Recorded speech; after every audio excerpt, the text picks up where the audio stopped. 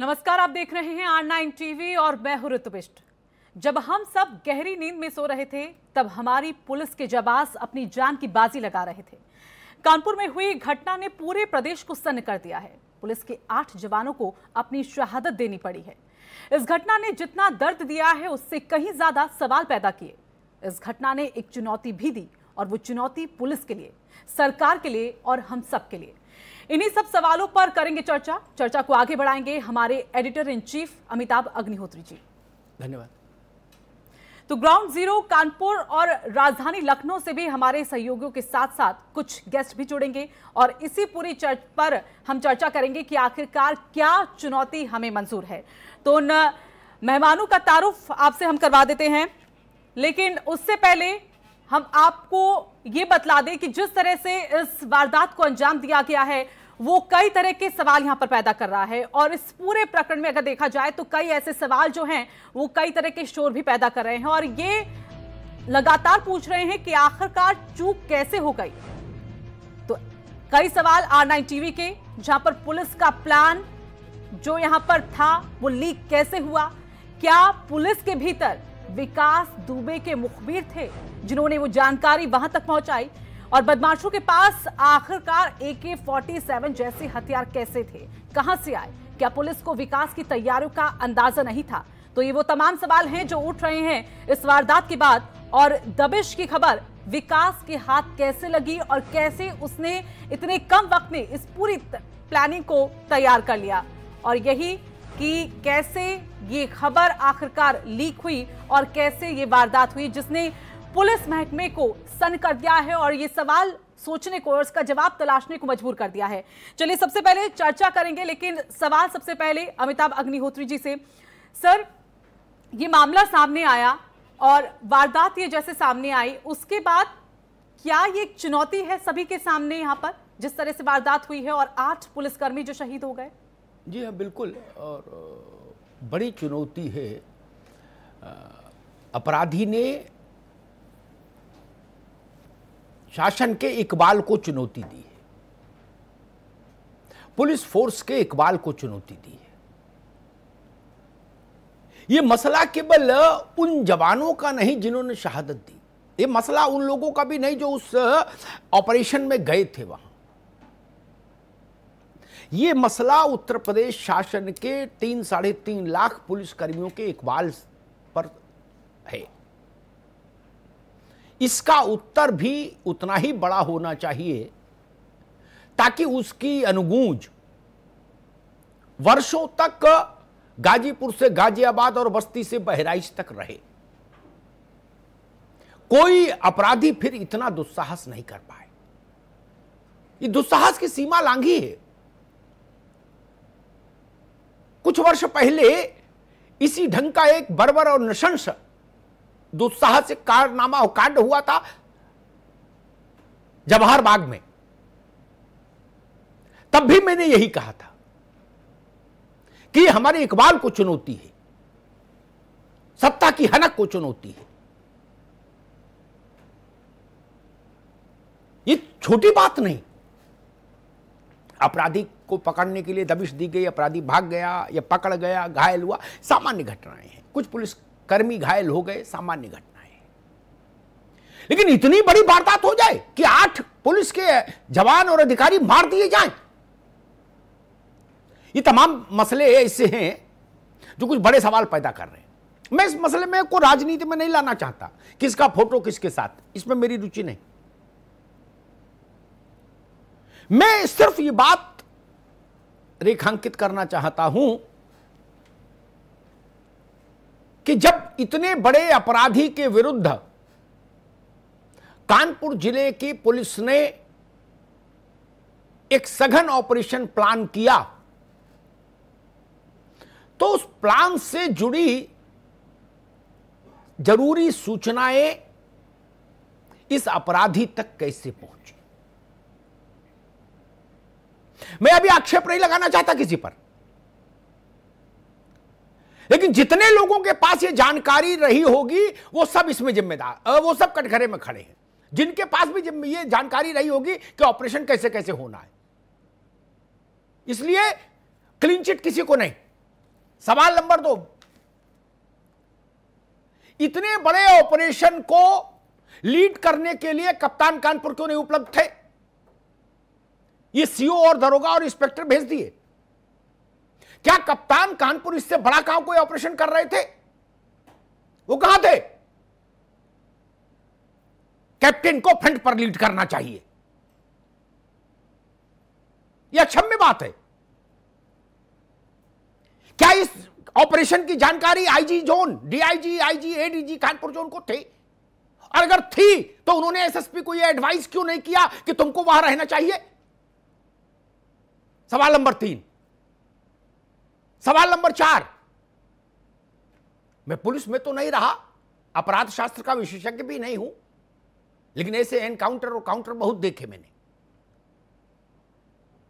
एक सवाल यहां मेरे जहन में खड़ा होता है, ऐसे संवेदनशील ऑपरेशंस में प्रायः काबिल अधिकारी plan A, plan B, plan C लेकर चलते हैं कि जाएंगे, सरलता से पकड़ लिया अपराधी तो प्लान ए सक्सेस।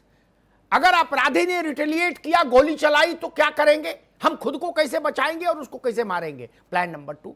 और प्लान नंबर 3 सामान्य बात है, इसके लिए रॉकेट साइंस की जरूरत नहीं। प्लान नंबर 3 जो होना चाहिए वो ये कि अगर अपराधी भागा तो किन किन रास्तों से भाग सकता है? क्या हमने 2 किलोमीटर आगे जाके वो सारे रास्ते कॉर्डन ऑफ किए हैं?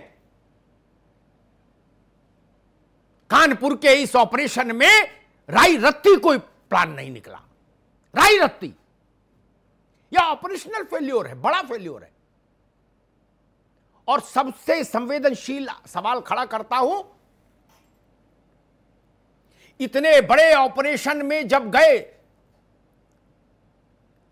हमारे अधिकारी और पुलिस के जवान, सूर्य कुमार जी बैठे हैं, पुलिस में बड़े पदों पर रहे, वो ज्यादा प्रकाश डाल पाएंगे, लेकिन जब इतने बड़े ऑपरेशन में पुलिस की टीम गई, पता था उसको कि सत्यनारायण की कथा में नहीं जा रहे, कि जहां आरती होगी और प्रसाद मिलेगा? बुलेट प्रूफ जैकेट पहनकर क्यों नहीं गए? क्या इतनी नासमझी हो सकती है इस ऑपरेशन में? और अगर हुई है तो सबसे पहले कानपुर जोन के पुलिस के पूरे तंत्र को सैनिटाइज करना होगा। मैं सबसे अपने सहयोगियों के पास बाद में चलूंगा, आदित्य जुड़े हुए हैं, गगन जुड़े हुए हैं, मैं सूर्य कुमार शुक्ला के पास चलूंगा। सूर्य कुमार शुक्ला जी, ये 4 सवाल एक लेमैन के तौर पर, एक नागरिक के तौर पर मेरे जहन में आते हैं, और मैं मान रहा हूं कि यह ऑपरेशन फेल्योर जैसी स्थिति हो गई। ये 4 बेसिक सवाल है जो हर ऑपरेशन में ध्यान रखे जाते हैं। मुझे कानपुर के घटनाक्रम में इन सवालों के जवाब नहीं मिल रहे, क्या कहेंगे?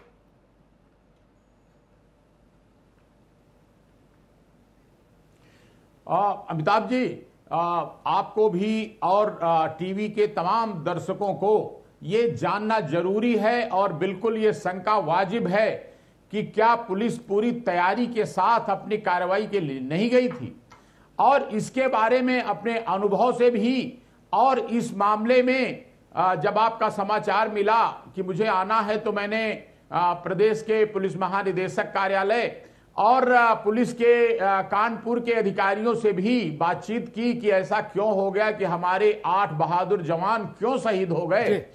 तो मालूम यह हुआ कि रात में जैसे ये बदमाश जो था, ये इसके विकास, इसके बारे में ये नहीं अंदाजा था पिछले कई सालों से ये इतना सफेद पोश बन गया था, और इसने अपनी गतिविधियां, पुराना हिस्ट्री सीटर है लेकिन अपने को माफिया के रूप में बदलकर, जैसे होता है जमीनों को, सस्ती जमीनों को, विवादित जमीनों को खरीद लेना, और तरह तरह के 2 नंबर के धंधे करके सफेद पोश माफिया बन जाना।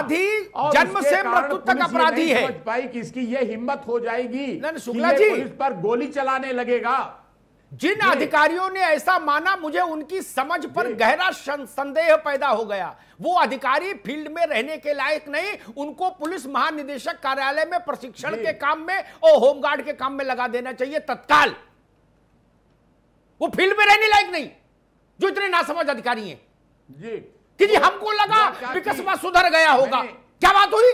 हाँ, मैंने मालूमात किया कि इधर अग्निहोत्री जी इधर हुआ क्या कि कोरोना काल में जो भी क्रिमिनल रह गए थे उनकी गिरफ्तारियों का काम काफी बाकी पड़ा था, और उसके कारण सारे सीओ, जो आप कह रहे हैं कि एसएसपी कहां थे, डीआईजी कहां थे, सारे सीओ की अलग अलग टीमें बना करके एक अभियान चलाया गया था कि वांटेड क्रिमिनल की जो सूची है, जो क्राइम करके फरार हैं, उन पर सब पर एक उस सीओ के सर्किल मेरी बात का जवाब नहीं आया भाई। ठीक है, फोर्स को इकट्ठा करके दबिश दे दी जाए और रात में उनकी गिरफ्तारी कर ली जाए। ठीक है शुक्ला जी, ठीक है, आएंगे आपके पास दोबारा। सीधा जवाब नहीं आया। मैं अनुभव चक के पास चलूं, फिर ग्राउंड जीरो की रिपोर्ट जानूंगा। अनुभव चक, इस घटना के 15 मिनट के भीतर पुलिस अधिकारियों ने बड़े बड़े पन्ने भेज दिए हमको कि इसकी कुंडली, इसके बाप की कुंडली, चाचा की कुंडली, ताऊ की कुंडली, मौसा की कुंडली, मामा की कुंडली। क्या? अब बोले ये तो सबसे दुर्दांत अपराधी था उत्तर प्रदेश का। 15 मिनट में सिद्ध हो गया। 60 मुकदमे इसी पे थे। तो इसकी गिरफ्तारी करने बनियान पहन के गए थे। अब बड़े अधिकारी कहां थे? दरोगा सिपाही क्यों भेजा? कप्तान को फ्रंट पर लीड क्यों नहीं करना चाहिए? प्रश्न नंबर 1। प्रश्न नंबर 1, जो फ्रंट में रहने थे पुलिस की टीम के जवान हमारे, उनको बुलेट प्रूफ जैकेट्स क्यों नहीं उपलब्ध कराई गई? अनुभव चक जी अमिताभ जी, सबसे पहले तो ये जो दुखद घटना हुई, इसमें शहीद हुए जो हमारे वीर जवान, उनको श्रद्धांजलि। और जो आपने सवाल उठाए वो सब बिल्कुल जायज है। राजनीति और अपराधीकरण का जीता जाता नमूना ये विकास दुबे। और कैसे जब ये बताया जा रहा है कि सारे हिस्ट्री सीटरों की मॉनिटरिंग हो रही थी, तो जिसको आज आप सबसे दुर्दांत सिद्ध करने पर लगे हैं, तो क्या इसके ऊपर वाच करने की आपको जरूरत नहीं थी? मात्र ये कह देने से कि अब ये सफेद पोश हो गया था, जमीनों का धंधा कर रहा था। आप अपनी जो आपने कमी करी है, जो आपकी योजना में कमी रह गई, तो उस दोष से आप बच नहीं सकते। बड़ी सोचने की बात है कि रात में 1 बजे आप किसी गांव में किसी अपराधी को पकड़ने जाते हैं और वहां पहले से जेसीबी आपका रास्ता रोके खड़ी हुई है। वहां पर जब आप अपने गांव के अंदर जाते हैं तो छतों से आपके ऊपर गोलियां चल रही। इसका मतलब ये साहब जाहिर होता है कि इसकी प्लानिंग तो उन्होंने पहले से कर रखी थी। जो आप उसको अरेस्ट करने के लिए गए थे, यह योजना 100% लीक हुई थी। इसकी जांच बड़ी गहराई से होनी चाहिए कि आखिर आपके तंत्र में वो कौन लोग हैं जो आपकी योजनाओं को लीक करके अपराधियों की मदद कर रहे हैं। आपके पास आदित्य द्विवेदी के पास चलूंगा। आदित्य, हम लोगों ने देखा इस ढंग के एनकाउंटर्स के समय, ऑपरेशंस के समय, पुलिस के कुछ मुखबिर उस जगह पर वक्त से पहले मौजूद होते हैं। वहीं के लोगों के बीच के वो लोग होते हैं, वो पुलिस को अपडेट देते हैं कि यहां का रास्ता बंद कर दिया गया, पत्थर जमा कर लिए गए हैं, तमंचा मंगाए गए हैं, छत पे मचान बना लिया गया है। ऑपरेशन से पहले पुलिस के पास भी सूचनाएं आती हैं।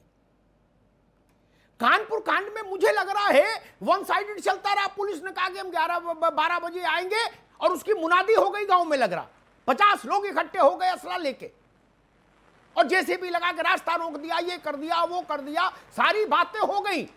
और पुलिस को, वहां के थानेदार को, लोकल को ये पता ही नहीं लगा क्या खाक उसका नेटवर्क था उस इलाके में।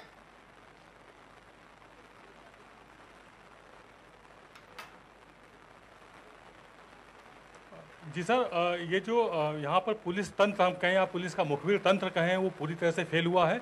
और अगर पुलिस मुखबिर तंत्र ना भी लगाती, अगर पिछले विकास दुबे के आपराधिक इतिहास को देखती और जब भी पुलिस यहाँ दबिश देने आई है, अगर खाली वो पन्ने पलट के देख लेते थाना के जो थानाध्यक्ष थे, तो भी उन्हें अंदाजा इस बात का लग जाता कि इससे पहले जब भी पुलिस आई है तो उसको गांव के बाहर से ही भागना पड़ा है। मतलब उन पर अटैक हुआ है, गांव का एक एक आदमी अटैक करने लगा है पुलिस पर। यानी कि विकास दुबे है, उसका इस बिकरू गांव में इस लेवल पर संरक्षण है, इस लेवल पर वो लोगों को पाल कर रखता है कि उसके लिए सब लोग अटैक करते हैं। और वैसा ही हुआ यहाँ पर कि जब पुलिस वाले आए तो जैसे जेसीबी के पास तक वो लोग पहुंच पाए हैं, उन्हें मालूम पड़ा घर के सामने रास्ता बंद है, तो ऊपर से सीधे फायरिंग होने लगी है। एक दो घरों से नहीं, आसपास के जो 5-6 घर थे वहां से घेर कर पुलिस वालों को मारा गया है।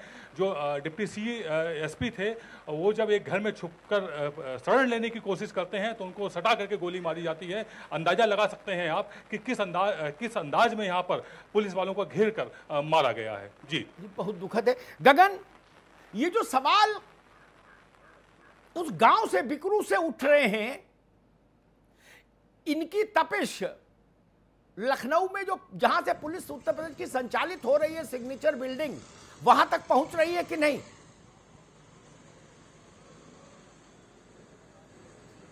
सर देखिए, फिलहाल पहुंच ये रही है कि पूरी जांच की जा रही है, उन आरोपियों की दबिश की जा रही है, लेकिन उन पहलुओं पर सवाल अगर उठाया जा रहा है तो ये तब भी जवाब यही आ रहा है कि जांच की जा रही है। आखिरकार वो व्यक्ति कौन था जिसने ये सूचना पहुंचाई, सबसे पहला सवाल ये है। दूसरा सवाल ये है कि इतना कुख्यात अपराधी, दुर्दांत अपराधी लगातार कानपुर अपने घर पे अपने गांव में रह रहा था, और जो इनपुट जो मिल रहा था थाना प्रभारी को या बाकी पुलिसिया जितने भी काम कर रहे थे, इनपुट काम कर रहे थे, उनको जो इनपुट मिल रहा था वो साफ तौर पे उनको अधूरी जानकारी थी। अधूरी जानकारी के तहत वहां पहुंचे, तैयारियां नहीं थी। दूसरा अमिताभ जी, सवाल सबसे बड़ा ये उठता है कि जिसकी जिम्मेदारी तय की गई थी आज से 1 दशक पहले कि ऐसे दुर्दांत अपराधियों को पकड़ने की जिम्मेदारी आपकी रहेगी, वो सिर्फ इस समय मादक पदार्थ पकड़ रहे हैं, यानी कि एसटीएफ का जब श्री प्रकाश शुक्ला के लिए खास तौर पे गठन किया गया था, तब माना जा रहा था कि जितने भी उत्तर प्रदेश में अपराधी हैं वो उनका किसी प्रकार से वो बख्शे नहीं जाएंगे और एसटीएफ उनके पीछे लगी रहेगी। लेकिन अब हालात ये है कि एसटीएफ सिर्फ अफीम पकड़ रही है, चरस पकड़ रही है, वो चरस अफीम पकड़ने का भी खेल मुझे मालूम है, बेस नहीं बचा है। बिल्कुल अमिताभ जी, ये खेल जो 50 किलो 100 किलो अफीम दिखाया जाता है उससे काम नहीं चलेगा। वो साफ तरफ 2017 में जब सरकार बनी थी तब ये कहा गया था कि जितने भी अपराधी होंगे या तो वो यमराज के पास होंगे या फिर जेल पे होंगे, लेकिन लगातार टॉप 10 की सूची बनाई गई। वो टॉप 10 की सूची जब जेल से बाहर आते हैं उनको पुलिस भूल जाती है, उनके पुलिस पास नहीं जाती है, क्योंकि विकास दुबे अकेला नहीं था, वहां पर उसके साथी भी थे। उसके साथी वहां तक कैसे पहुंचे, उसके साथी भाई किसी का फोन बज रहा है, साइलेंट कर लीजिए। नहीं था क्या कौन से हथियार। जी ठीक है गगन, बहुत अच्छी बात आपने कही। मैं शुक्ला जी के पास फिर चलूंगा। शुक्ला जी, मोबाइल साइलेंट करो। आपकी बात गलत हो गई, आपको जो अधिकारियों ने बताया। मेरे साथी जो ग्राउंड जीरो पर है वो कह रहे हैं अगर थानेदार ने पुरानी दबिशों, उस गांव में विकास को लेकर की गई पुरानी दबिशों का विवरण भी पढ़ लिया होता तो ऐसी गलती नहीं होती, ऐसा बचपना नहीं होता। कभी भी ऐसा नहीं हुआ कि पुलिस वहां दबिश देने गई और बिना पिटे वापस आई। शुक्ला जी, इस बार वहां हृदय परिवर्तन हो जाएगा, पुलिस को रूह अफ़ज़ा पिलाया जाएगा, ये कैसे सोच लिया? जी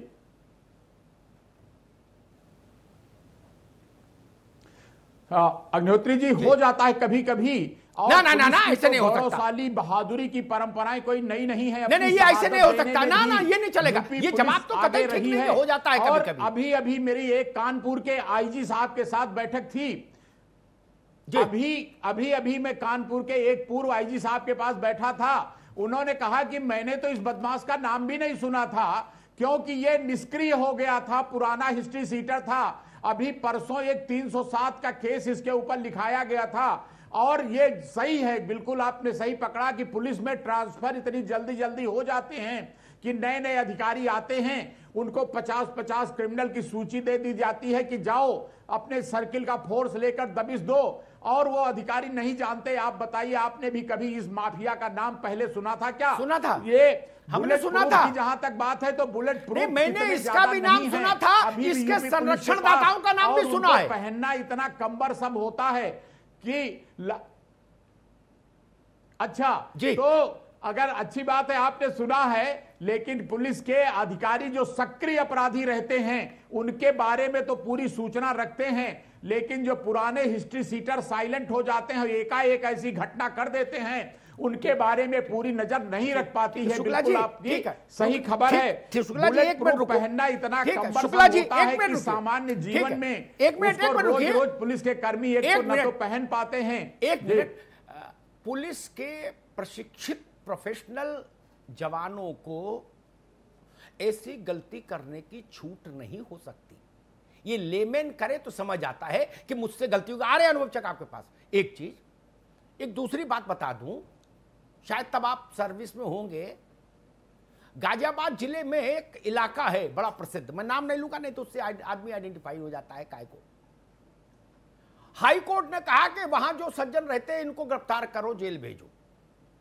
ठीक, पूरे पश्चिमी उत्तर प्रदेश की फोर्स लगा दी जी, घुस नहीं पाए गांव में। डीजीपी कैंप कर गए, आके घुस नहीं पाए। क्या 1.5 लाख आदमी गांव में तैनात, और महिलाएं आगे, फिर बच्चे और फिर पुरुष। हाईकोर्ट में जाके सरकार ने कहा भाई गिरफ्तार नहीं कर सकते। हमको मालूम है जन्नत की हकीकत क्या है। दिल को बहलाने के लिए गालिब ख्याल अच्छा है कि समझ नहीं पाए, हो जाता है, चलता है। ये चलता कैसे? 8 लोगों की कुर्बानी हो गई, हमारे 8 बहादुर जवान शहीद हो गए, और हम इसको चलता है कह दे? नहीं, बड़े अधिकारियों को जिम्मेदारी लेनी चाहिए, या तो खुद आके ले, और नहीं तो मैं उत्तर प्रदेश की सरकार से आग्रह करूंगा कि इनकी जमीन इनको दंडित करिए। विकास को पकड़ना एक प्राथमिकता, इन अधिकारियों को दंड देना भी उतनी ही बड़ी प्राथमिकता। बिल्कुल जिम्मेदारी ले रहे हैं जो नादान है। अनुभव चक, मैं तो बड़ा प्रैक्टिकल आदमी हूं, लंबी कहानी मुझे समझ नहीं आती। आप किसी जेब कतरे को पकड़ने तो नहीं गए थे? अब पूरा पुलिस महकमा अटारी पर खड़े होकर कह रहा कि इससे बड़ा अपराधी कोई नहीं था उत्तर प्रदेश में, बहुत ही दुर्दांत था। तो भाई साहब, जब आप दबिश का प्लान कर रहे थे तो आपको सामने उसकी चिट्ठी नहीं थी, रोजनामचा? यानी आपके मोबाइल में होगा तब तो 5 मिनट में प्रिंट दे दिया हमको। तो आप ये समझ नहीं पाए क्या? और समझ गए तो ऐसी गलती हुई कैसे? मैं सैकड़ों अपराधियों के नाम बता दूंगा, और जो बात सूर्य जी कह रहे हैं मैं उससे कभी सहमत नहीं हो सकता जीवन भर। जो वो कह रहे केवल सक्रिय, पता नहीं सूर्य कुमार तो बड़े अच्छे, 1 मिनट, बड़े अच्छे अधिकारियों में रहे। क्या ये सच नहीं है कि जो पुराने वांटेड लोग होते हैं, पुराने बड़े अपराधी होते हैं, वो बाद में गुरु हो जाते हैं और चेलों से ऑपरेशन कराते हैं? क्या सच नहीं है?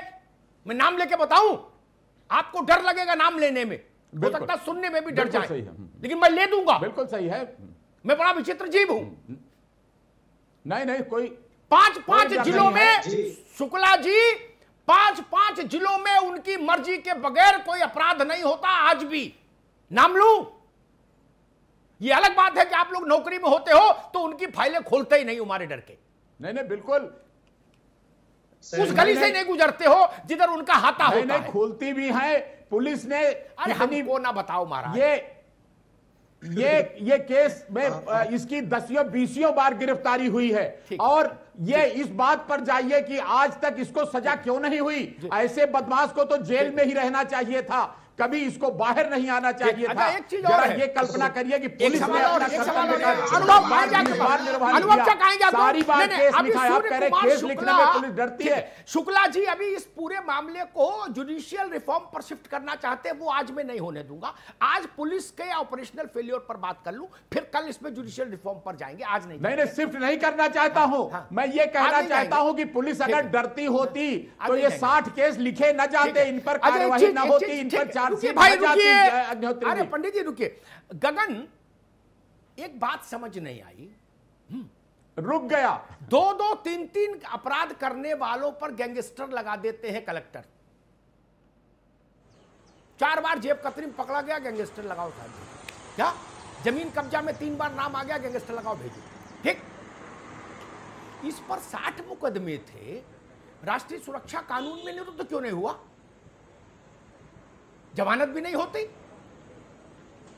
देखिए सर, बिल्कुल इसके ऊपर 4 बार गैंगस्टर की कार्रवाई भले की गई हो, लेकिन एनएसए की कार्रवाई क्यों नहीं की गई, इस पे कई पेच हैं। क्योंकि ये लगातार अभी सरकार से पहले की बात करें तो इसका राजनीतिक संरक्षण प्राप्त था। ये विदित है कि ये 2 बार ये और इसकी पत्नी जिला पंचायत का चुनाव लड़ चुकी है, एक बार बसपा से, दूसरी बार समाजवादी पार्टी से। तो स्वाभाविक है कि राजनीतिक संरक्षण था, उसी का लगातार ये फायदा उठा रहा था।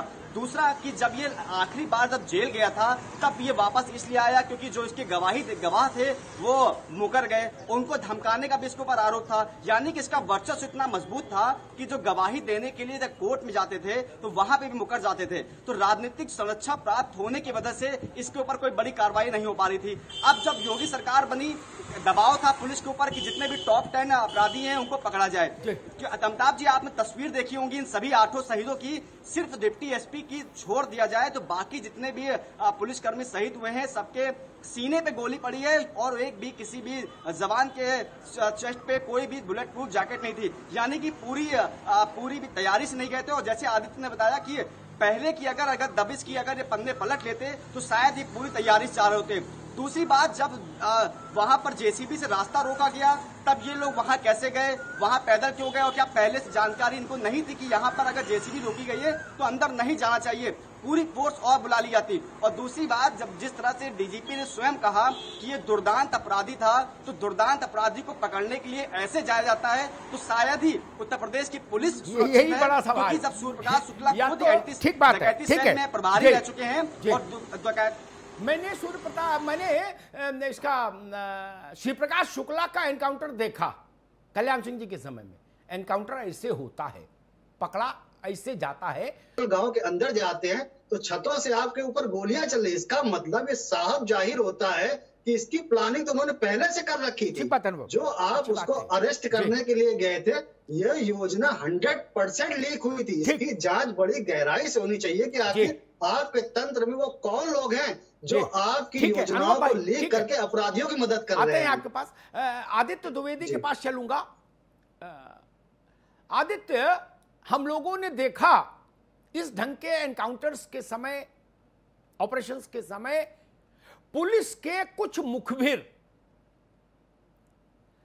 उस जगह पर वक्त से पहले मौजूद होते हैं, वहीं के लोगों के बीच के वो लोग होते हैं, वो पुलिस को अपडेट देते हैं कि यहां का रास्ता बंद कर दिया गया, पत्थर जमा कर लिए गए हैं, तमंचा मंगाए गए हैं, छत पे मचान बना लिया गया है। ऑपरेशन से पहले पुलिस के पास भी सूचनाएं आती हैं। कानपुर कांड में मुझे लग रहा है वन साइडेड चलता रहा। पुलिस ने कहा कि हम 11-12 बजे आएंगे और उसकी मुनादी हो गई गांव में, लग रहा 50 लोग इकट्ठे हो गए असला लेके और जेसीबी लगा के रास्ता रोक दिया, ये कर दिया, वो कर दिया, सारी बातें हो गई और पुलिस को, वहां के थानेदार को, लोकल को ये पता ही नहीं लगा क्या खाक उसका नेटवर्क था उस इलाके में।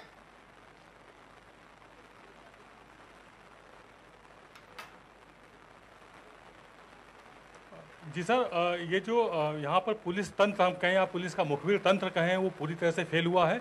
और अगर पुलिस मुखबिर तंत्र ना भी लगाती, अगर पिछले विकास दुबे के आपराधिक इतिहास को देखती और जब भी पुलिस यहाँ दबिश देने आई है, अगर खाली वो पन्ने पलट के देख लेते थाना के जो थानाध्यक्ष थे, तो भी उन्हें अंदाजा इस बात का लग जाता कि इससे पहले जब भी पुलिस आई है तो उसको गांव के बाहर से ही भागना पड़ा है। मतलब उन पर अटैक हुआ है, गांव का एक एक आदमी अटैक करने लगा है पुलिस पर। यानी कि विकास दुबे है उसका इस बिकरू गांव में इस लेवल पर संरक्षण है, इस लेवल पर वो लोगों को पाल कर रखता है कि उसके लिए सब लोग अटैक करते हैं। और वैसा ही हुआ यहाँ पर कि जब पुलिस वाले आए तो जैसे जेसीबी के पास तक वो लोग पहुंच पाए हैं, उन्हें मालूम पड़ा घर के सामने रास्ता बंद है, तो ऊपर से सीधे फायरिंग होने लगी है। 1-2 घरों से नहीं, आसपास के जो 5-6 घर थे वहां से घेर कर पुलिस वालों को मारा गया है।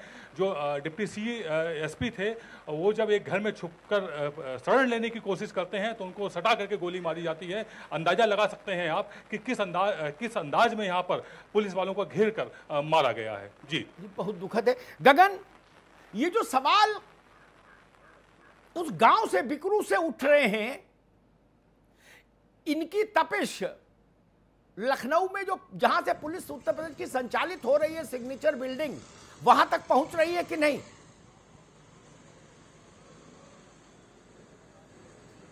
सर देखिए, फिलहाल पहुंच ये रही है कि पूरी जांच की जा रही है, उन आरोपियों की दबिश की जा रही है। लेकिन उन पहलुओं पर सवाल अगर उठाया जा रहा है तो ये तब भी जवाब यही आ रहा है कि जांच की जा रही है। आखिरकार वो व्यक्ति कौन था जिसने ये सूचना पहुंचाई, सबसे पहला सवाल ये है। दूसरा सवाल ये है कि इतना कुख्यात अपराधी, दुर्दांत अपराधी लगातार कानपुर अपने घर पे, अपने गांव में रह रहा था, और जो इनपुट जो मिल रहा था थाना प्रभारी को या बाकी पुलिसिया जितने भी काम कर रहे थे, इनपुट काम कर रहे थे, उनको जो इनपुट मिल रहा था वो साफ तौर पे उनको अधूरी जानकारी थी। अधूरी जानकारी के तहत वहां पहुंचे, तैयारियां नहीं थी। दूसरा अमिताभ जी, सवाल सबसे बड़ा ये उठता है कि जिसकी जिम्मेदारी तय की गई थी आज से 1 दशक पहले कि ऐसे दुर्दांत अपराधियों को पकड़ने की जिम्मेदारी आपकी रहेगी, वो सिर्फ इस समय मादक पदार्थ पकड़ रहे हैं, यानी कि एसटीएफ का जब श्री प्रकाश शुक्ला के लिए खास तौर पर गठन किया गया था, तब माना जा रहा था कि जितने भी उत्तर प्रदेश में अपराधी हैं वो उनका किसी प्रकार से वो बख्शे नहीं जाएंगे और एसटीएफ उनके पीछे लगी रहेगी। लेकिन अब हालात ये है कि एसटीएफ सिर्फ अफीम पकड़ रही है, चरस पकड़ रही है, वो चरस अफीम पकड़ने का भी खेल मुझे मालूम है, बेस नहीं बचा है। बिल्कुल अमिताभ जी, खेल जो 50 किलो 100 किलो अफीम दिखाया जाता है उससे काम नहीं चले। और साफ तरफ 2017 में जब सरकार बनी थी तब भी ये कहा गया था कि जितने भी अपराधी होंगे या तो वो यमराज के पास होंगे या फिर जेल पे होंगे। लेकिन लगातार टॉप 10 की सूची बनाई गई, वो टॉप 10 की सूची जब जेल से बाहर आते हैं उनको पुलिस भूल जाती है, उनके पुलिस पास नहीं जाती है, क्योंकि विकास दुबे अकेला नहीं था, वहां पर उसके साथी भी थे।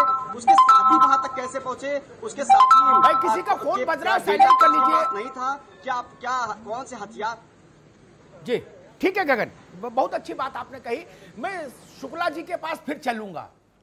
शुक्ला जी, मोबाइल साइलेंट करो। आपकी बात गलत हो गई, आपको जो अधिकारियों ने बताया। मेरे साथी जो ग्राउंड जीरो पर है वो कह रहे हैं अगर थानेदार ने पुरानी दबिश, उस गांव में विकास को लेकर की गई पुरानी दबिशों का विवरण भी पढ़ लिया होता तो ऐसी गलती नहीं होती, ऐसा बचपना नहीं होता। कभी भी ऐसा नहीं हुआ कि पुलिस वहां दबिश देने गई और बिना पिटे वापस आई। शुक्ला जी, इस बार वहां हृदय परिवर्तन हो जाएगा, पुलिस को रूह अफ़ज़ा पिलाया जाएगा, ये कैसे सोच लिया? जी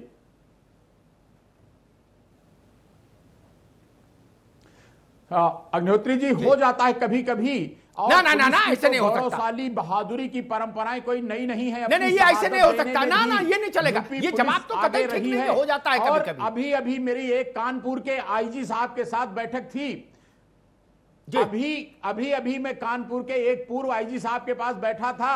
उन्होंने कहा कि मैंने तो इस बदमाश का नाम भी नहीं सुना था क्योंकि ये निष्क्रिय हो गया था, पुराना हिस्ट्री सीटर था। अभी परसों एक 307 का केस इसके ऊपर लिखाया गया था। और ये सही है, बिल्कुल आपने सही पकड़ा कि पुलिस में ट्रांसफर इतनी जल्दी हो जाते हैं कि नए अधिकारी आते हैं, उनको 50-50 क्रिमिनल की सूची दे दी जाती है कि जाओ अपने सर्किल का फोर्स लेकर दबिश दो, और वो अधिकारी नहीं जानते। आप बताइए, आपने भी कभी इस माफिया का नाम पहले सुना था क्या? सुना था, ये हमने सुना था। जहां तक बात है तो बुलेट प्रूफ, मैंने इसका भी नाम सुना था, इसके संरक्षणदाताओं का नाम भी सुना है। पहनना इतना कम्बरसम होता है कि अच्छा जी, तो अगर अच्छी बात है आपने सुना है, लेकिन पुलिस के अधिकारी जो सक्रिय अपराधी रहते हैं उनके बारे में तो पूरी सूचना रखते हैं, लेकिन जो पुराने हिस्ट्री सीटर साइलेंट हो जाते हैं, एकाएक ऐसी घटना कर देते हैं, उनके बारे में पूरी नजर नहीं रख पाती है। बिल्कुल आपकी सही खबर है। बुलेट प्रूफ पहनना इतना कम्बरसम होता है कि सामान्य जीवन में रोज पुलिस के कर्मी एक तो न तो पहन पाते हैं। एक मिनट, पुलिस के प्रशिक्षित प्रोफेशनल जवानों को ऐसी गलती करने की छूट नहीं हो सकती। ये लेमैन करे तो समझ आता है कि मुझसे गलती होगी। आ रहे अनुभव चक आपके पास। एक चीज, एक दूसरी बात बता दूं, शायद तब आप सर्विस में होंगे। गाजियाबाद जिले में एक इलाका है बड़ा प्रसिद्ध, मैं नाम नहीं लूंगा नहीं तो उससे आदमी आइडेंटिफाई हो जाता है। काय को हाई कोर्ट ने कहा कि वहां जो सज्जन रहते हैं इनको गिरफ्तार करो, जेल भेजो। ठीक, पूरे पश्चिमी उत्तर प्रदेश की फोर्स लगा दी, घुस नहीं पाए गांव में। डीजीपी कैंप कर गए, आके घुस नहीं पाए। क्या 1.5 लाख आदमी गांव में तैनात, और महिलाएं आगे, फिर बच्चे और फिर पुरुष। हाईकोर्ट में जाके सरकार ने कहा भाई गिरफ्तार नहीं कर सकते। हमको मालूम है जन्नत की हकीकत क्या है। दिल को बहलाने के लिए गालिब ख्याल अच्छा है कि समझ नहीं पाए, हो जाता है, चलता है। ये चलता कैसे? 8 लोगों की कुर्बानी हो गई। हमारे 8 बहादुर जवान शहीद हो गए और हम इसको चलता है कह दें? नहीं, बड़े अधिकारियों को जिम्मेदारी लेनी चाहिए, या तो खुद आके ले, और नहीं तो मैं उत्तर प्रदेश की सरकार से आग्रह करूंगा कि इनको दंडित करिए। विकास को पकड़ना एक प्राथमिकता, इन अधिकारियों को दंड देना भी उतनी ही बड़ी प्राथमिकता। बिल्कुल जिम्मेदारी ले रहे हैं जो नादान है। अनुभवचक, मैं तो बड़ा प्रैक्टिकल आदमी हूं, लंबी कहानी मुझे समझ नहीं आती। आप किसी जेब कतरे को पकड़ने तो नहीं गए थे? अब पूरा पुलिस महकमा अटारी पर खड़े होकर कह रहा कि इससे बड़ा अपराधी कोई नहीं था उत्तर प्रदेश में, बहुत ही दुर्दांत था। तो भाई साहब, जब आप दबिश का प्लान कर रहे थे तो आपको सामने उसकी चिट्ठी नहीं थी रोजनामचा? यानी आपके मोबाइल में होगा तब तो 5 मिनट में प्रिंट दे दिया हमको। तो आप ये समझ नहीं पाए क्या? और समझ गए तो ऐसी गलती हुई कैसे? मैं सैकड़ों अपराधियों के नाम बता दूंगा, और जो बात सूर्य जी कह रहे हैं मैं उससे कभी सहमत नहीं हो सकता जीवन भर। जो वो कह रहे केवल सक्रिय, पता नहीं सूर्य कुमार तो बड़े अच्छे, 1 मिनट, बड़े अच्छे अधिकारियों में रहे। क्या ये सच नहीं है कि जो पुराने वांटेड लोग होते हैं, पुराने बड़े अपराधी होते हैं, वो बाद में गुरु हो जाते हैं और जेलों से ऑपरेशन कराते हैं? क्या सच नहीं है? मैं नाम लेके बताऊं, आपको डर लगेगा नाम लेने में, हो सकता सुनने में भी डर जाए, लेकिन मैं ले दूंगा। बिल्कुल सही है, मैं बड़ा विचित्र जीव हूं। नहीं कोई 5 जिलों में शुक्ला जी, 5 जिलों में उनकी मर्जी के बगैर कोई अपराध नहीं होता आज भी। नाम लूं? ये अलग बात है कि आप लोग नौकरी में होते हो तो उनकी फाइलें खोलते ही नहीं हमारे डर के।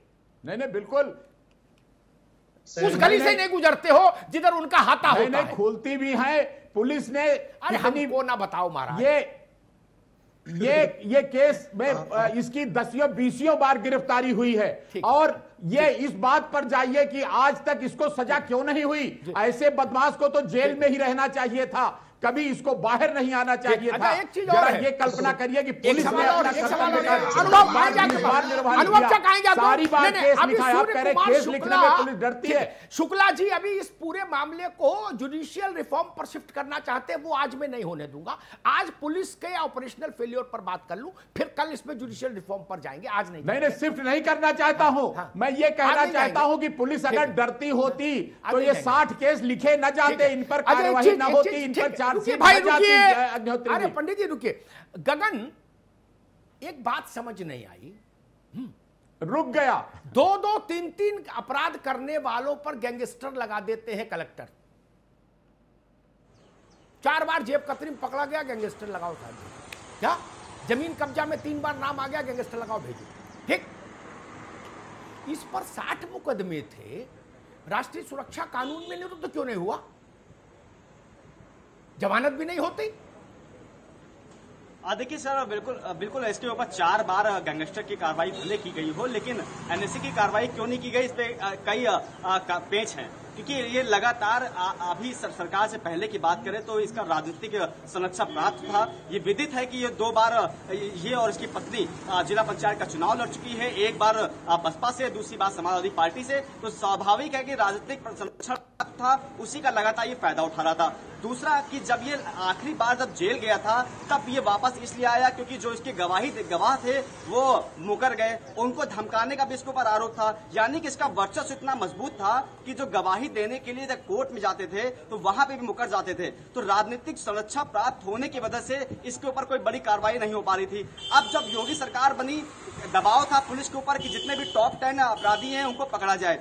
अमिताभ जी, आपने तस्वीर देखी होंगी इन सभी 8 शहीदों की, सिर्फ डिप्टी एसपी की छोड़ दिया जाए तो बाकी जितने भी पुलिसकर्मी शहीद हुए हैं सबके सीने पे गोली पड़ी है, और एक भी किसी भी जवान के चेस्ट पे कोई भी बुलेट प्रूफ जैकेट नहीं थी। यानी कि पूरी भी तैयारी से नहीं गए थे। और जैसे आदित्य ने बताया कि पहले की अगर दबिश की अगर ये पन्ने पलट लेते तो शायद ये पूरी तैयारी से जा रहे होते।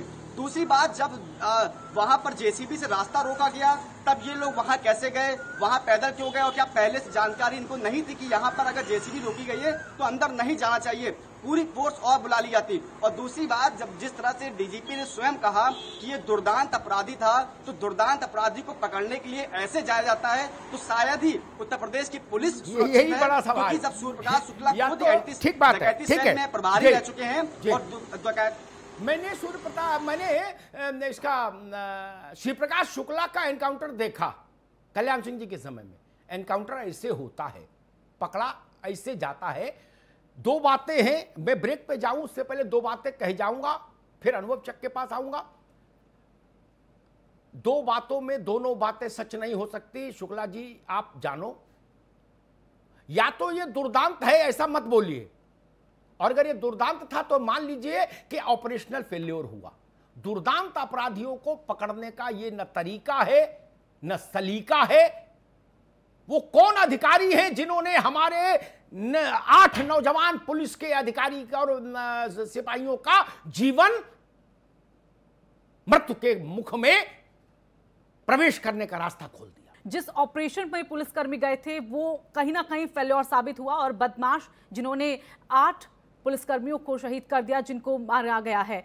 और इसी पर एक सवाल ये भी उठता है अमिताभ सर की, जो मुखबिरी अक्सर हम देखते हैं कि पुलिसकर्मियों की ज्यादा मजबूत होती है, बदमाशों की नहीं, लेकिन इस बार तो बदमाशों की मुखबिरी ज्यादा मजबूत निकली। वो पूरी तरीके से तैयार रहे। हथियारों को लेकर भी अगर हम बात करें तो काफी अत्याधुनिक हथियार थे, और इनको लेकर भी सवाल, ये आखिरकार बदमाश के पास पहुंचे कैसे, कहां से पहुंचे?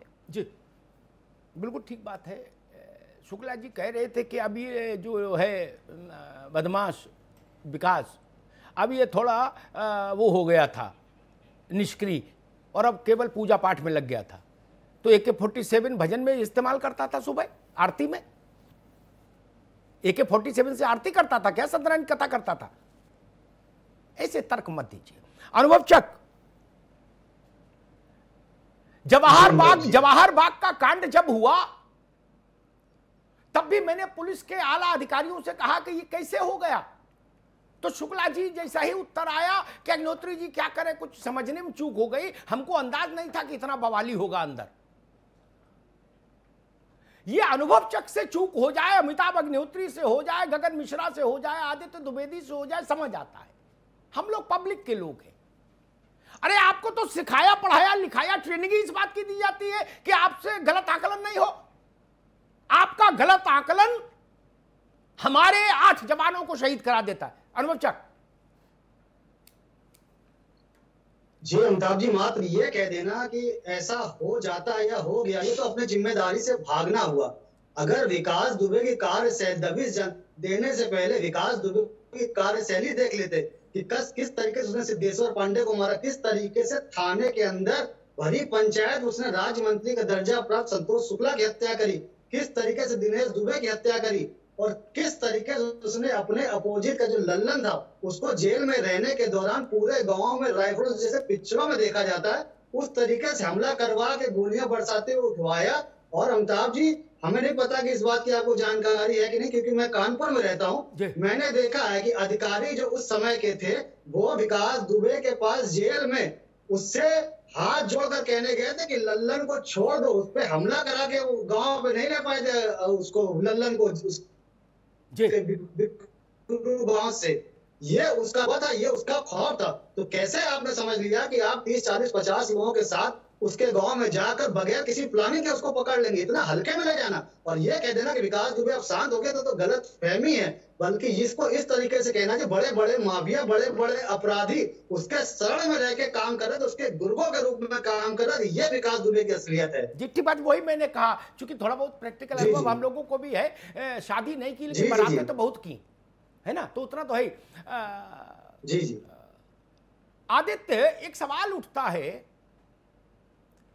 मान भी ले कि इस वक्त उसने अपने कपड़े बदल लिए थे, विकास ने कुर्ता उर्ता पहनने लगा होगा, थोड़ी नेतागिरी में भी आ गया होगा, कहीं सपा बसपा कुछ कर रहा होगा, इला पंचायत जिला पंचायत सब मान लेते हैं। क्या गाजीपुर वालों के साथ पुलिस, वो भी नेता है, वो भी नेता है, बड़े नेता है वो तो, लोकसभा राज्यसभा विधानसभा सब, क्या ऐसे दरोगा जाएगा पकड़ने उनको? इलाहाबाद में अतीक भी नेता है, कोई रोज झगड़ा फसाद में भी नहीं है, क्या उन पर दबिश डालने ऐसे ही जाएंगे? ऐसी नादानी कैसे हो गई? ग्राउंड जीरो पर आपको क्या सूचनाएं मिल रही हैं आदित्य?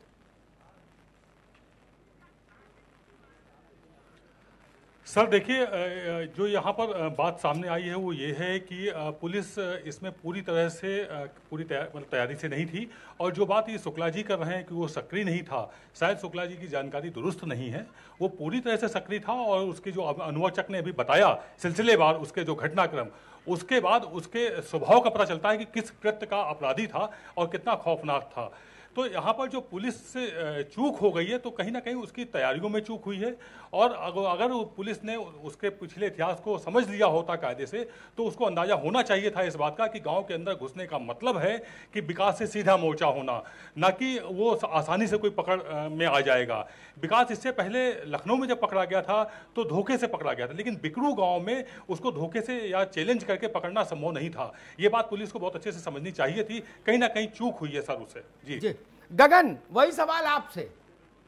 हम लोगों ने इस 30-35 मिनट की चर्चा में कम से कम 10 बड़े सवाल खड़े किए। ये सारे सवाल पुलिस के बड़े अधिकारियों को कटघरे में खड़ा करते हैं। दरोगा और एसओ स्तर का आदमी तो फाइनल अथॉरिटी है नहीं ऑपरेशन को फाइनलाइज करने का। कुछ लोग बड़े अधिकारियों के पास प्लान गया होगा, उन्होंने मंजूरी दी होगी, गो अहेड किया होगा। वो अधिकारी कहां हैं और उनकी जिम्मेदारी कौन तय करेगा? देखिए, कभी भी किसी भी अगर अपराधी की दबिश करने की जाता है किसी भी सीओ के द्वारा या किसी थाना इंचार्ज के द्वारा, तो स्वाभाविक है वो अपने कप्तान को जानकारी देता है। कप्तान की हरी झंडी मिलने के बाद ही चार्ज लिया जाता है। और जरूर स्वाभाविक है कि वो कानपुर के एसपी को पूरी जानकारी थी। अगर जानकारी थी तो आखिरकार उसको क्यों नहीं मालूम था कि उसकी कितनी टीम किस अपराधी को पकड़ने जा रही है? और अगर जानकारी थी तो अभी तक जिम्मेदारी तय क्यों नहीं की गई? अभी तक सिर्फ उन अपराधियों को पकड़ने के लिए ही, हालांकि प्रायोरिटी पुलिस की यही है कि उन अपराधियों को पकड़ा जाए, लेकिन जिस तरह से आईजी कानपुर लगातार एक्टिव रहते हैं, चाहे फिर कितनी भी बड़ी घटना हो, आईजी कानपुर स्वयं सबसे आगे रहते हैं। तो इस दुर्दांत अपराधी को पकड़ने के लिए उन्होंने क्यों नहीं चार्ज संभाला? दूसरी चीज, जब सीओ एक डिप्टी एसपी रैंक का अधिकारी जा रहा है तो वो अपने साथ जो मातहत होते हैं कम से कम उनको पूरी सिक्योरिटी के साथ भेजती है, क्योंकि लखनऊ में आपको और उत्तर प्रदेश के कोने कोने में जाकर सेशन देखने को मिल जाए तो उन फोटो सेशन में एक सिपाही से लेकर दरोगा तक सब बुलेट प्रूफ जैकेट पहने आपको फोटो खिंचवाते दिख जाएंगे। लेकिन वहां पर जो शहीद हैं उनके बॉडी पर किसी प्रकार की कोई सुरक्षा उपकरण नहीं थे। तो आखिरकार उन अधिकारियों ने बिना सुरक्षा उपकरण के पूरी पुलिस क्रिकेट को जाने के लिए कैसे मंजूरी देती? तो साथ कई सवाल हैं। सवाल सबसे बड़ा तो यही है कि एसपी रैंक के अधिकारी को क्यों नहीं पूरी जानकारी थी? जी बिल्कुल ठीक बात। शुक्ला जी, जो 8 बहादुर शहीद हुए उनकी छाती पर गोली है। मैं इस बात से तो गौरवान्वित हूं कि हमारी फोर्स ने पीठ पर गोली नहीं खाई। उस महान परंपरा का निर्वहन हुआ है। मुझे गर्व है उन पर, उनकी शहादत पर। लेकिन मेरा सवाल फिर भी जिंदा है शुक्ला जी। वो सवाल ये है आपसे, क्योंकि आप उस महकमे को चला चुके हैं, अगर उनकी छाती पर बुलेट प्रूफ जैकेट होती तो हमारे ये दिल के टुकड़े 8 जिंदा होते। विकास पकड़ा जाता चाहे भाग जाता, मारा जाता चाहे जिंदा पकड़ते, वो अलग की कहानी है। लेकिन ये तो जिंदा होते। ऐसा क्यों नहीं हुआ, मैं ये जानना चाह रहा हूं आपसे। आप अधिकारी रहे, मुझे ये मेरा ज्ञानवर्धन करिए। क्या बुलेट प्रूफ जैकेट नहीं है उत्तर प्रदेश पुलिस में? और हैं तो क्या वो टेंट वाले क्या रखी है, या कथा भागवत में पहनेंगे पुलिस वाले? जी अमिताभ जी, 2 कारण हैं। जब भी पुलिस एंटी डकैती ऑपरेशंस में जाती है तो उस समय सारे लोग पहनकर जाते हैं अपने बुलेट प्रूफ जैकेट।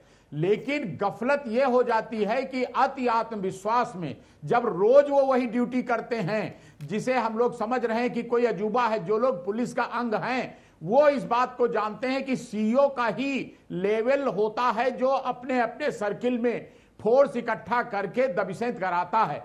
और उसी के लेवल से चार्जशीटें मुलजिमों की जाती हैं। पुलिस इस तरह डरती नहीं है। पुलिस ने 60 मुकदमे कायम किए इस बदमाश पर और चार्जशीटें कोर्ट भेजी। मतलब या तो गिरफ्तार हुआ और या तो ये सरेंडर किया कोर्ट में। लेकिन अफसोस की बात यह है कि हमारे जवान इतने आत्मविश्वास के कारण क्या अरे कुछ नहीं करेगा, अरे उसकी इतनी हिम्मत नहीं है। फोर्स बदल जाती है, नए थानेदार नए सिपाही आ जाते हैं। मेरे सवाल का जवाब नहीं दिया, आपने पूरी कहानी बता दी महाराज। मैंने तो सरल सवाल पूछा, हो जाती है। अरे भाई बुलेट प्रूफ जैकेट क्या कथा में पहन के जाते हैं क्या, या दुर्गा मेला में जाते हैं पहन के? कब पहनते हैं बुलेट प्रूफ जैकेट, ये तो बताओ। एंटी डकैती ऑपरेशंस में अरे भागवत का ऑपरेशन था क्या? होती है कि गोली चलेगी वहां पहन के जाते हैं, लेकिन जहां उम्मीद ना माफ करिए सूर्य जी, लेकिन जहां ये उम्मीद होती है कि गोली नहीं चलेगी तो वजनदार होता है, हैवी होता है, माफ करिए, गर्मी लगती है, उसकी वजह से कई जवान उसको माल खाने से निकाल कर नहीं पहनते, माल खाने में रखे रह जाते हैं। ठीक है, माफ करिए शुक्ला जी, मुझे एक कड़ी टिप्पणी करने की जरूरत महसूस हो रही है। यह तर्क 23 करोड़ लोग उत्तर प्रदेश के लोगों के गले नहीं उतर सकता कि जहां खतरा होता है वहां बुलेट प्रूफ जैकेट पहन के जाते हैं। यहां तो वो शायद ये सोच के आए थे कि यहां चाय नाश्ता होगा क्या, किसी साधु को पकड़ने आए थे क्या? नहीं, गोली चलने की उम्मीद नहीं थी, नहीं ये हुई। नहीं, मैं फिर कहूंगा, जिन अधिकारियों को ऐसा लगता है शुक्ला जी जैसा सोच रहे हैं, उन अधिकारियों को मैं उत्तर प्रदेश के मुख्यमंत्री जी से निवेदन करूंगा, फील्ड से हटा दीजिए तत्काल। नादान की दोस्ती जी का जंजाल, ये अधिकारी रहने लायक नहीं। कानपुर के किसी आदमी से पूछ लो कौन है विकास। बिल्कुल आपकी बात सही है, पूरी तैयारी से अजब हाल है, था, कोई मानने को जिम्मेदारी लेने को तैयार नहीं। यही बात आप श्री प्रकाश शुक्ला के लिए भी बोल देते। नहीं, पुलिस ने अतीक के लिए बोल दो, लिया है, मुख्तार अंसारी के लिए बोल दो। नहीं, अजब तमाशा है भाई।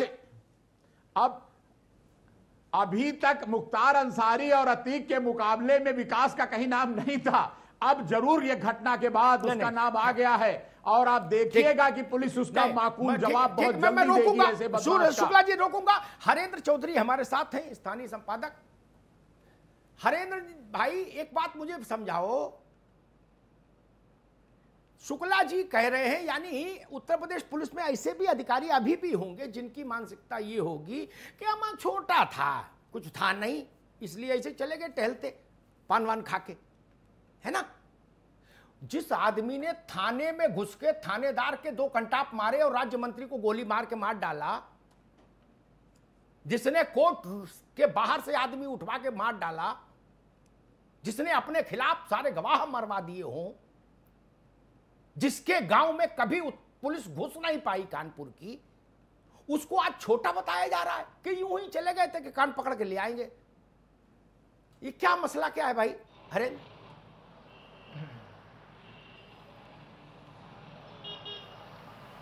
बिल्कुल अमिताभ जी, देखिए आपने बिल्कुल ठीक कहा कि जिस तरह से सूर्य कुमार शुक्ला साहब कह रहे हैं कि इस घटना से पहले विकास दुबे का नाम किसी ने नहीं सुना होगा, तो उसके लिए उनके लिए बताना काफी है कि जो यूपी पुलिस के मुखिया खुद एससी अवस्थी डीजीपी इस बात को कह रहे हैं कि 60 से ज्यादा मुकदमे दर्ज थे।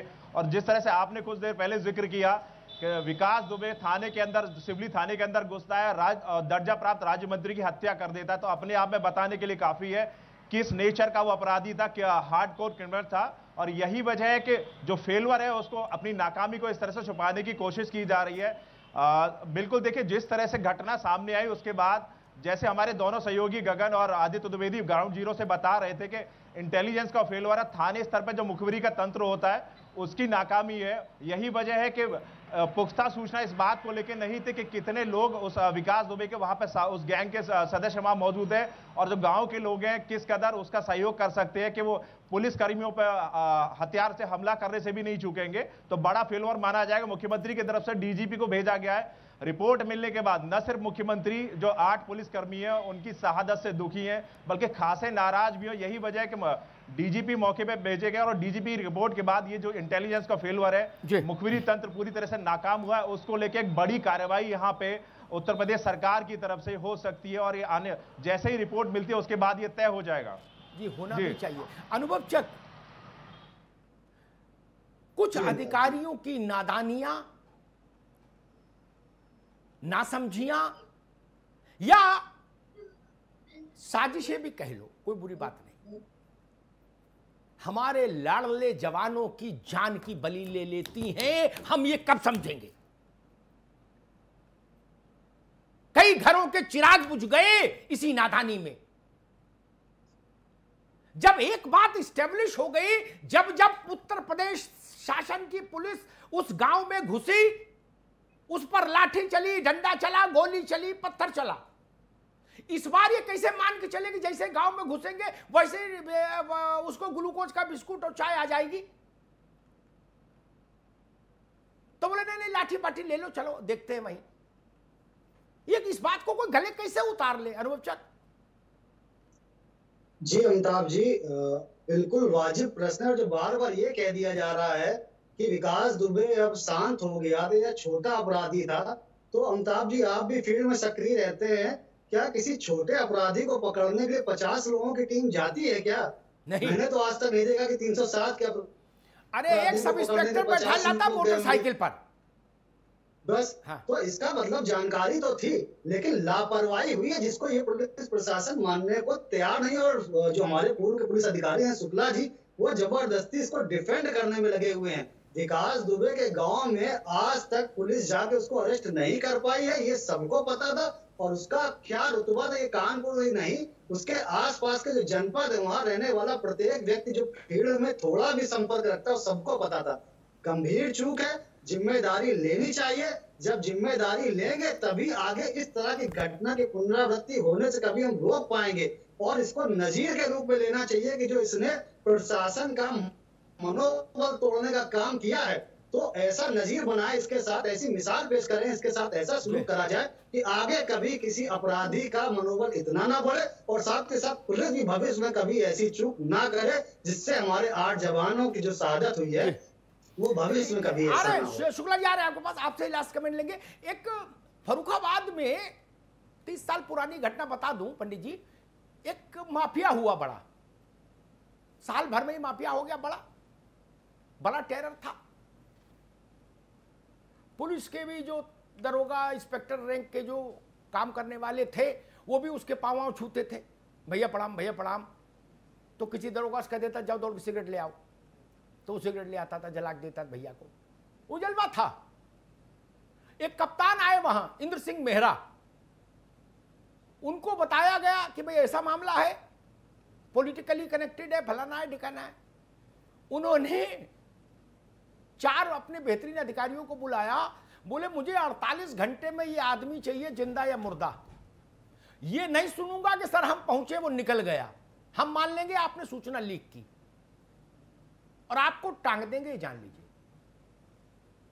32 घंटे में आ गया, 48 घंटे भी नहीं लगे। और एक जानकारी दे दूं आपको, तो उस वक्त जानकारी होगी, उस वक्त आप सर्विस में थे। उत्तर प्रदेश के मुख्यमंत्री ने मुझसे कहा, कल्याण सिंह जी ने, जब श्री प्रकाश का एनकाउंटर हो गया, उन्होंने कहा बार बार ये बात आती थी कि निकल गया, फिसल गया, नेपाल चला गया, काठमांडू चला गया, और हम 1 मिनट बस देर हो गई, फलाना दिखाना। बोले अग्निहोत्री जी, हमने एक बार डीजीपी को बुला के कहा कि आपको 3 दिन का समय दे रहा हूं, जिंदा या मुर्दा श्री प्रकाश चाहिए, विभाग की गलतियां आपकी जिम्मेदारी, मुखबिर हैं जी, फलाना है, श्री प्रकाश से पैसा लेते हैं दरोगा, वो सब आप जानो, अगर आप कर पाएंगे तो पद पर रहेंगे, नहीं हटा दूंगा। श्री प्रकाश शुक्ला गाजियाबाद में वसुंधरा में अटल चौक पर सड़क पर पड़े पाए गए थे, 72 गोली लगी थी उनको। शुक्ला जी, जब होता है तो ऐसा भी होता है, पता है ना? जी बिल्कुल बिल्कुल होता है जी। तो यहां क्यों नहीं हुआ महाराज? 8 लोगों की जिसे शहादत हो गई, मेरा मन दुखी है। कैसे अधिकारी है जो अपने माताओं के मरने पर जिम्मेदारी लेने से चूक बचते हैं? दुखी है अमित, नहीं, ये अमिताभ जी, मैं कहीं ये जस्टिफाई करने की कोशिश नहीं कर रहा, लापरवाही तो हुई ही हमारी पुलिस की तरफ से, ये गलती तो हो ही गई कि पूरा प्लान करके, स्ट्रेटेजी बना करके, अरे दसियों तरीके थे कि हम धुआं डाल देते, ग्रेनेड डाल देते, कुछ कर देते, लेकिन गलती तो हमारे जवानों से, हमारे अधिकारियों से हो ही गई और उसी का खामियाजा हमको भुगतना पड़ा, विभाग को भुगतना पड़ा। लेकिन ये साथ में हम इंगित कर रहे हैं कि 68 बार अगर पुलिस ने मुकदमा कायम किया, गिरफ्तार किया या सरेंडर कराया विकास को, और उसके बावजूद अगर ये इस तरह का माफिया, आपने खुद संपर्क की, राजनैतिक रूप से ये संपर्की हो गया था, ये इसके पैसा माफियागिरी से पैसा इकट्ठा कर लिया था, तो हम अपने व्यवस्था को फिर से केवल एक इस तरह की पुनरावृत्ति का इंतजार न करें, बल्कि अपनी न्यायिक व्यवस्था में सजा देने की ऐसी व्यवस्था करें कि ये बाहर न निकलें, और राजनीतिक रूप से इन लोगों को जुड़ने न जुड़ने देने का पक्का इंतजाम करें। मैं ये लॉन्ग टर्म सॉल्यूशन की बात भी कर रहा हूं। अधिकारियों से तो गलती हुई ही, सीईओ जिनके अंडर में ये प्लान हुआ और वो गलती हुई, वो और उनके इमीडिएट सुपरवाइजर, उनसे तो चूक हुई ही, तभी तो ये इतनी बड़ी शहादत देनी पड़ी पुलिस विभाग को। जी ठीक है, बिल्कुल। तो सवाल कई तरह के यहाँ पर उठ रहे हैं कि आखिरकार चूक कैसे हुई, ऑपरेशंस जो अब तक किया करते थे पुलिसकर्मी, उसको लेकर यहाँ पर हम जिस तरह से चर्चा भी कर रहे थे, सवाल भी उठ रहे थे कि आखिरकार कैसे ये हुआ और इस पर क्या होना चाहिए। अंत में सर एक छोटा सा यहाँ पर कि क्या जो चुनौती अब यहाँ पर दी है, क्या हम उसे मंजूर कर पाएंगे, क्या उसके खिलाफ यहाँ पर सामने आ पाएंगे? बिल्कुल करेंगे, चुनौती मंजूर करेंगे। उसके दो कारण हैं। एक तो उत्तर प्रदेश पुलिस के फोर्स में बहादुर, जिम्मेदार, कर्तव्य परायण लोगों की संख्या ज्यादा है। मुझे उन पर हमेशा गर्व रहा है। मैं तो वो आदमी हूं जो सिपाही के लिए सबसे ज्यादा लड़ा हूं। हरेंद्र को, आदित्य को याद होगा, फर्रुखाबाद में एक अद्भुत ऑपरेशन इसी पुलिस ने किया था। अद्भुत ऑपरेशन, दुनिया भर में उस ऑपरेशन की प्रशंसा हुई थी। 40-45 बच्चे एक पागल ने अपने घर में जमा कर लिए थे और विस्फोटक लगा लिया था। अद्भुत ऑपरेशन किया था। लेकिन जहां समझदार अधिकारी होते हैं वहां ऐसे असमझदार ऑपरेशन होते हैं। जहां नासमझ होते हैं वहां ऐसी दुर्घटनाएं घटती है। ये छोटी दुर्घटना नहीं है। इस दुर्घटना ने उत्तर प्रदेश के 23 करोड़ लोगों के दिल पर चोट की। ये केवल 8 परिवारों का मसला नहीं है। यह हमारी आंख नम करने वाली घटना है। किस लिए जान गई उनकी? किस लिए उनकी छाती पर गोली पड़ी? और एक बात कहूंगा, मैं हरेंद्र से कहूंगा, वो बाद में उसको तहकीकात करके उसको और प्रामाणिक रूप में आगे के बुलेटिन्स में जुड़वाएंगे। मुझे अपनी स्मरण शक्ति से एक निर्देश याद आता है।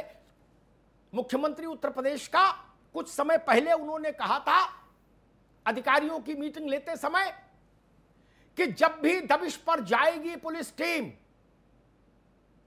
तो अगर वो वेल इक्विप्ड नहीं होगी, अत्याधुनिक हथियार, बुलेट प्रूफ जैकेट, फिट बिल्कुल वाहन, ये सब चीजें नहीं होंगी अप टू द मार्क, तो जो कमांडिंग ऑफिसर है उसकी जिम्मेदारी लगाऊंगा।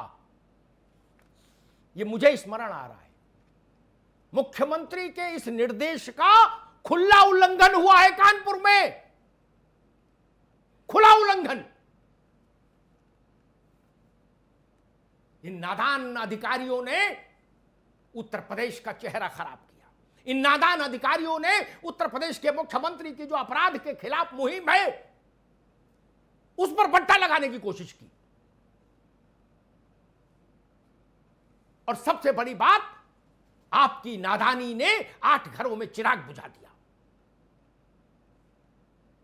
गंगा में खड़े होकर कहें अधिकारी हमसे गंगा जल अंजुरी में लेके ऊपर तुलसी का पत्ता रखे कि नाजी ना सब ठीक था, मैं मानने को तैयार नहीं। मैं अभी भी शो समाप्त करते समय भी इन 5 बेसिक सवालों के साथ खड़ा हूं। उत्तर प्रदेश पुलिस के मुखिया को ये बताना चाहिए था, बताना चाहिए कि वो लोग जो वहां गए बिना बुलेट प्रूफ जैकेट के क्यों गए। ये बेसिक इंफ्रास्ट्रक्चर है। और जब वो जानते हैं डीजीपी साहब अवस्थी जी कि ये दुर्दांत है, बहुत ही खतरनाक है, इससे खतरनाक कोई नहीं है, तब फिर वो क्यों गए ऐसे पुलिस के लोग? पुलिस का मुखबिर तंत्र कहां था? क्या पुलिस को पहले नहीं बताया गया कि जेसीबी लगी है, आप नहीं पहुंच पाओगे? ये सूचना पहले क्यों नहीं आई थाने? वहां से पलटकर ये सूचना क्यों नहीं आई कि विकास के घर के आसपास के घरों में लेफ्ट राइट दोनों साइड के छतों पर लोग जमा हैं, उनके हाथ में असले हैं। लंदन में था क्या विकास का गांव? और थाना और उसके घर में दूरी कितनी? और आजकल तो मोबाइल है, क्यों नहीं ऐसा हुआ? विकास और उससे जुड़े सारे उसके गुर्गों के फोन सर्विलांस पर थे क्या? मैं लिख के दे सकता हूं, नहीं होंगे। होते तो भी पकड़ा जाता, साजिश पकड़ जाती। बुलाया होगा ना, चाचा आ जाओ, कार्रवाई नहीं आना, किया होगा ना मैसेज, फोन। क्या उसका फोन 1 हफ्ते 10 दिन 15 दिन पहले से सर्विलांस पर डाला, वो और उसकी टीम के लोगों का? यह तर्क ठीक नहीं है। इसी उत्तर प्रदेश की पुलिस ने अद्भुत अद्भुत शौर्य पराक्रम किए हैं, बड़ी बड़ी कुर्बानियां दी हैं, लेकिन यह कुर्बानी मुझे दुखी कर गई। इस कुर्बानी की वजह नहीं थी, यह कुर्बानी होनी नहीं चाहिए थी। बड़ा युद्ध होता, कुर्बानी हो जाती, समझ आता है। ये तो जान ले लेने वाली बात है। बड़े बड़े युद्ध हुए पुराने समय में, पुरानी सरकार के एक समय में प्रतापगढ़ में एक ऑपरेशन हुआ था। कोई मरा था क्या? शुक्ला जी याद करिएगा, नहीं मरा था। वहां 100 विकास नप जाएंगे, 100। उसी सरकार के समय में एक ऑपरेशन इलाहाबाद में हुआ था, ध्वस्तीकरण का, याद होगा। मैं नाम छोड़ दे रहा हूं, आप लोगों को तो याद होंगे।